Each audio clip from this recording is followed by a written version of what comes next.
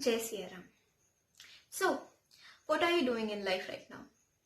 Very simple question, right? Yet, this very simple question makes so many people baffled. So many people start thinking deeply what they are doing in life right now and why. Well, the answer to this question would be as many as there are people in the world. Everybody would have some answer to what they are doing with their life right now. It could be good, it could be bad, some answer would always be there.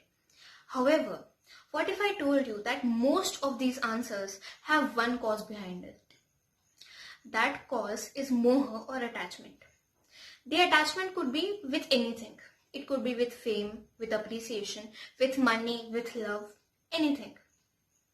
See, whether it's a 10-year-old child or a 95-year-old man, they are doing some karma or the other in this modern society for moha, attachment to something or the other. A 10-year-old child might do something, might wear nice clothes to a birthday party to get appreciation, or get recognized. And a 95-year-old man could do the same. A 50-year-old man could have done the same job his whole life just for his attachment for money. This attachment or moha in Bhagavad Gita is called as the root cause of suffering.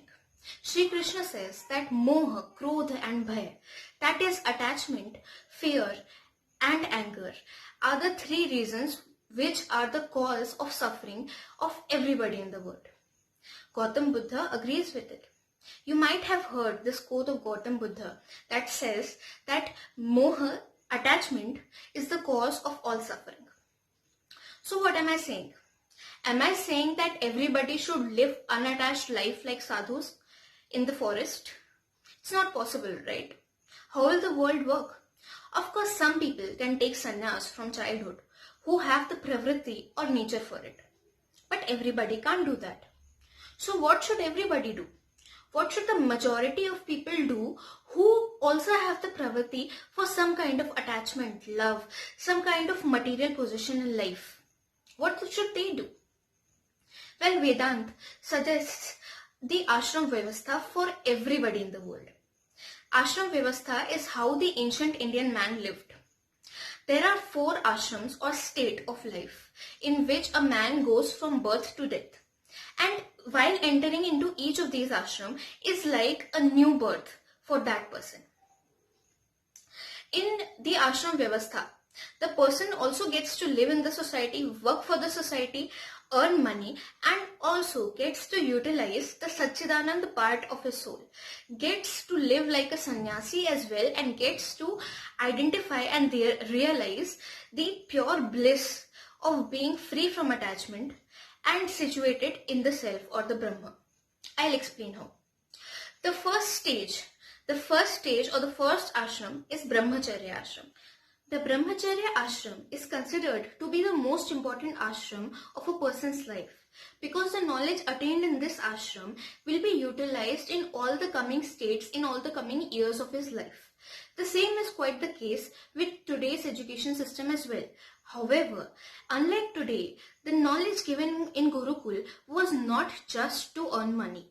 It was also so that a person can lead a peaceful life, so that he can be self-realized, peaceful and blissful, and so that he can attain the moksha purusharth in the 4th ashram of his life called the sannyas ashram. In the beginning of Brahmacharya ashram, when a parent gives away his child to the Gurukul, to his guru, yagyopavita ceremony is held. In this ceremony, a child pledges that he will give the 5 depth that is on him back.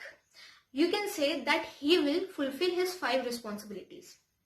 These are the responsibilities of the society, the responsibilities of nature and all living beings, which can be fulfilled by serving nature and all living beings. The third is the responsibility towards his guru, which can be fulfilled by learning properly and passing the knowledge to the further generations. The fourth is the rin or the depth of the ancestors and his parents. And the 5th is the devrin. These 5 are known as the 5 rin. A child pledges that he will give away the debts that these 5 come with in his whole life. I will explain what these 5 rin are in some other video.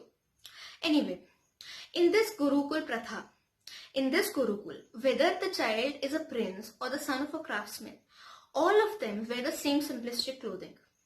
All of them are look the same, all of them eat the same, all of them sleep on the floor equally like a person who lives in the forest. And irrespective of how much money their parents has, every child used to beg for alms, beg for food. Now begging was different in ancient India as it is today. In fact, begging is not the right word. Bhiksha is what a Brahman's right was. See, Bhiksha was not taken because of poverty. The society, rest of the society's responsibility was considered that they should provide the basic necessities to a Brahman or a Brahmachari so that they can concentrate their entire energy into creating intellectual property for science, for physics, for medicine, for spirituality, which will in turn benefit the society. Hence, Brahman or Brahmachari were not ill-treated or were not looked down upon because they were asking for bhiksha. In fact, it is quite mentioned in many scriptures and in many historical accounts that the modern kind of begging for poverty was not actually present in ancient India at all. These Brahman or Brahmacharis were well respected, were given food, and were also never ever returned empty-handed. So by this pratha, a child not only gains knowledge but also a sense of equality with every human beings and also humility. The next state or ashram comes as grihastha ashram. As the name suggests, this is the household ashram. In this ashram, a person lives with his family and earns money. In this ashram, a person usually gains attachment for his family or for material possessions. You can say that most of the modern society lives in grihastha ashram the whole time. However, in ideal grihastha ashram, a person is not supposed to do dhan arjan only for selfish needs. He is supposed to do dhan arjan or money accumulation for his basic necessities and for the betterment of the society. In grihastha ashram, a person takes care of his responsibilities for his parents and sisters, for the society and for nature and other living beings. In this ashram, a person lives in 3 purusharths: dharma, arth and kam. Again, the 4 purusharth is a very vast topic and I will cover them some other time. In grihastha ashram, a person chooses a profession based on his pravritti, based on his nature. This is called Varna Vyavastha, which unfortunately is now known as casteism. I've made a very informative and factual video based upon how Varna Vyavastha is different from casteism and what actually Varna Vyavastha was from actual historical incidents and from Vedic hymns. You can watch the video in the cards above or I'll link it down in the description. Alright, so this one is grihastha ashram. A person forms attachment and lives a worldly life in it. The third ashram is vanaprastha ashram. In this ashram, a person slowly detaches himself from the attachment that he has attained in his grihastha ashram, which often tends to be the larger portion of his life, and the person starts to walk towards moksha by different methods. Moksha is called the most important purusharth. Why does he do this? Why does he start detaching himself and walking towards moksha? Well, according to Vedanta, a human body is known as mukti dwar. It is considered as the most important gift an Atma can ever receive. Mukti dwar essentially means the door to freedom, the door to moksha.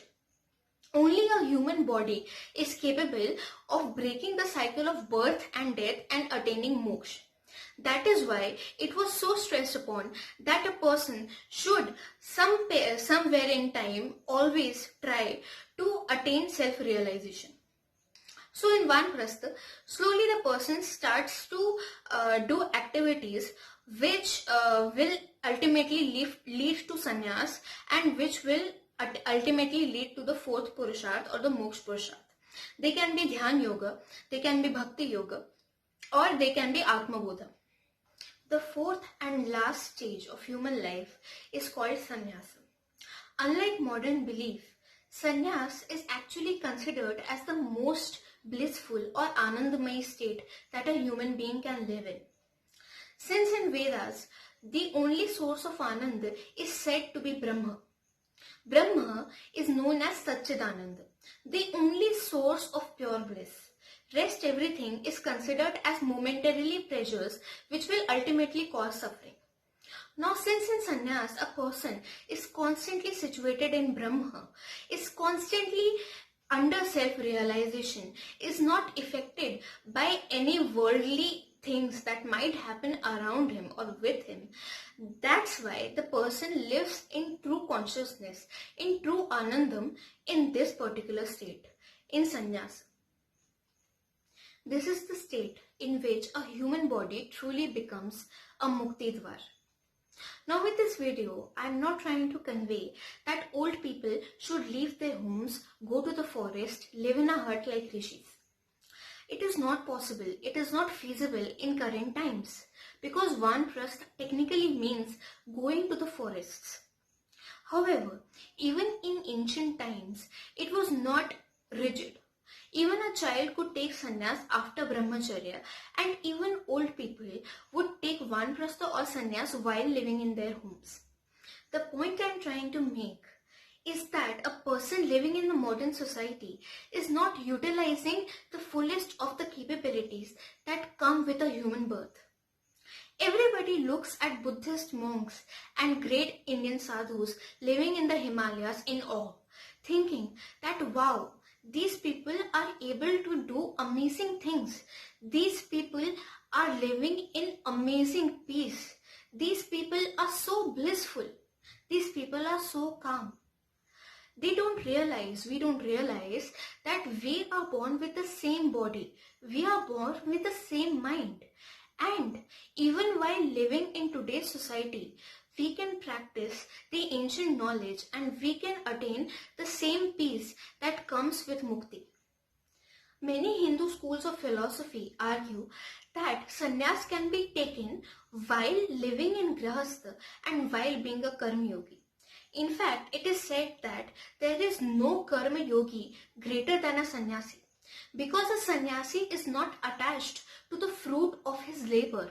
That is why a sannyasi will keep on doing the work which is right, considering it to be his dharma, which makes him the greatest karma yogi ever.